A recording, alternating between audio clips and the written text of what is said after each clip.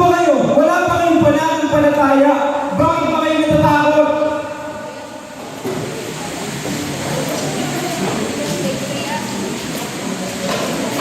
Bakit napapatigil na ang bagyo? Bago na kayo. Rokas na ito ay hinahandog ng pangkat sulok.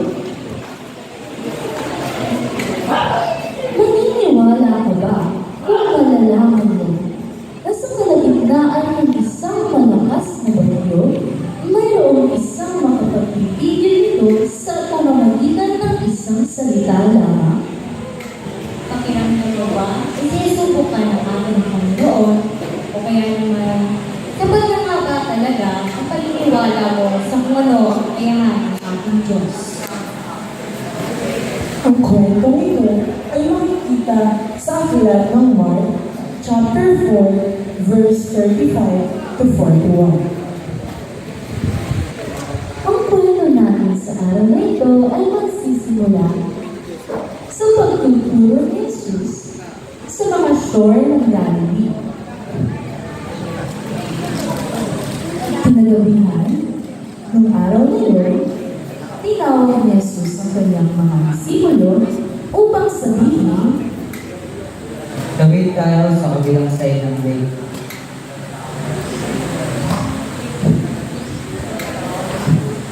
kaya ayun nga ang kanilang ginawa.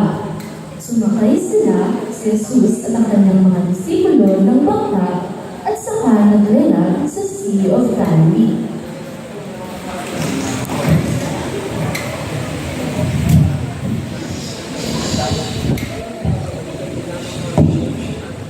Ngunit, meron pang ibang sumunod sa kanila. Pero biglang umihip ang malakas na hangin at biglang lumaki ang mga alon.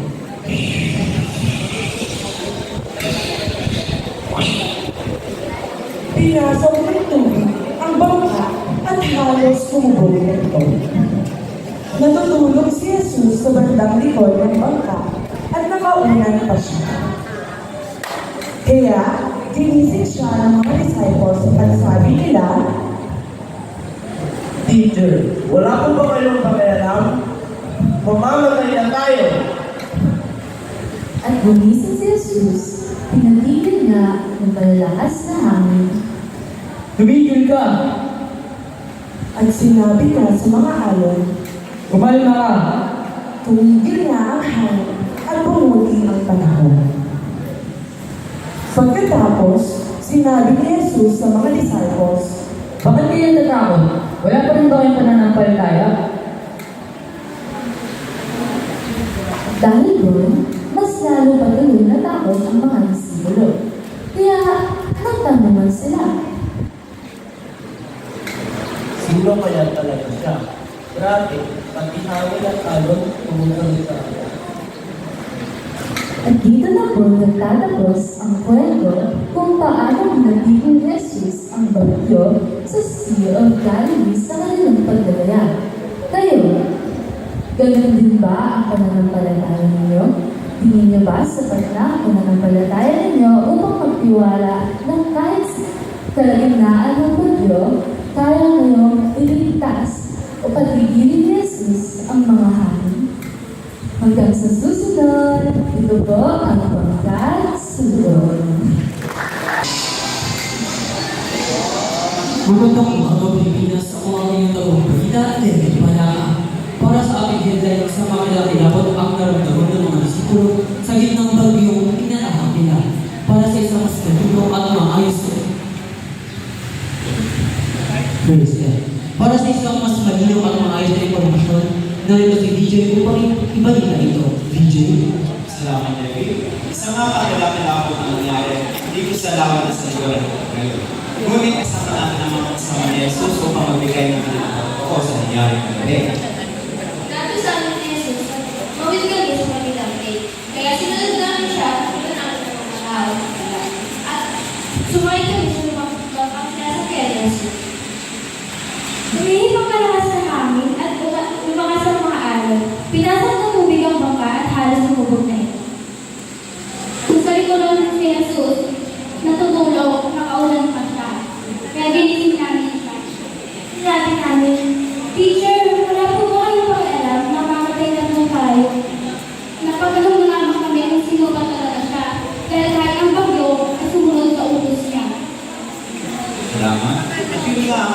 ang tugon ng mga kasama ni Jesus sa nangyari kagabi. Ngunit, kasama rin natin ngayon si Jesus upang magbigay ng kanyang tugon sa nangyari.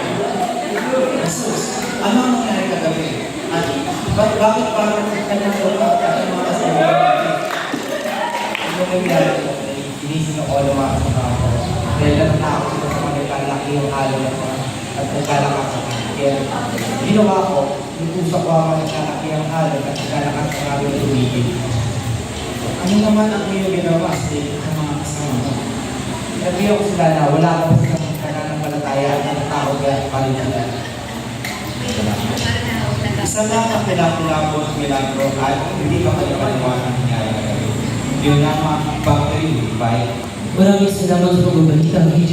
Yun lamang po sa oras ng araw na ito. Muli ako ang iyong pagbabalita, Nene Padama. Kinagawian, sinabi ni Jesus, tayo ay tumawid sa kabilang tayo. Kaya ang mga disipulo ay sumunod sa kanilang bangka. Habang nasa laot, umigip ang malakas na hangin. Malakas na alon at pumasok ang tubig. Sila ay nagkagulo at ginising si Jesus. Ang tanong kay Jesus, ika'y ba'y walang tao? Bumangon si Jesus, sinaway ang hangin at alon. Tumigil ka! Tanong ni Jesus sa kanyang disipulo, bakit kayo natatakot? Kayo ba'y mananampalataya? Kami ang short paper. Tapos na po.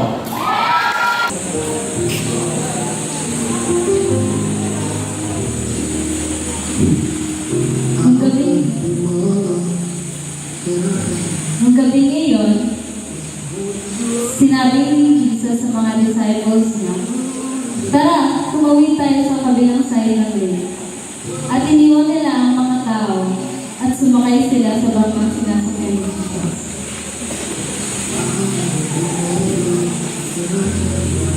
Pero may biglang hangin na umihip at malaking alon. Natutulog si Jesus sa bandang likod at nakaunan pa siya. Ginising siya ng mga disciples. "Teacher, wala po ba kayong pakialam? Mamatay na tayo!"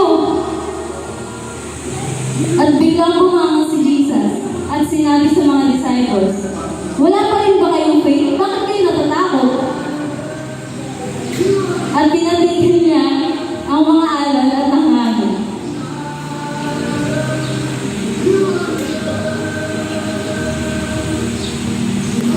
At nagbulungan ng mga disciples. Nagbulungan sila at sinabi, "Grabe, bakit na magkakasunod ng mga hangin at alon? Sino ba siya?" At doon na mga nagtatapos na.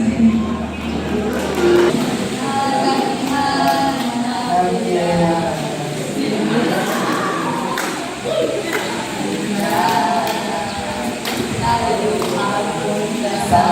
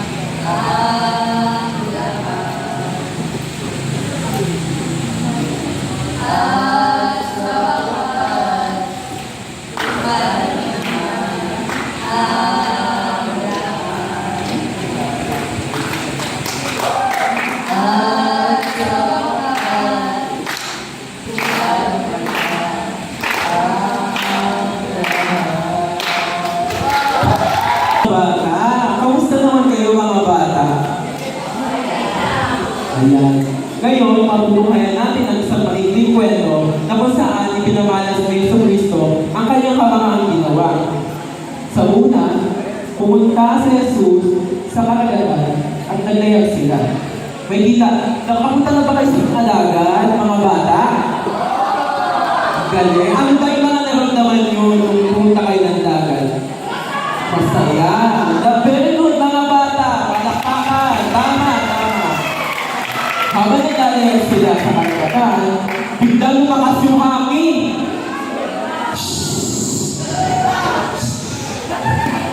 Lumakas ang hangin.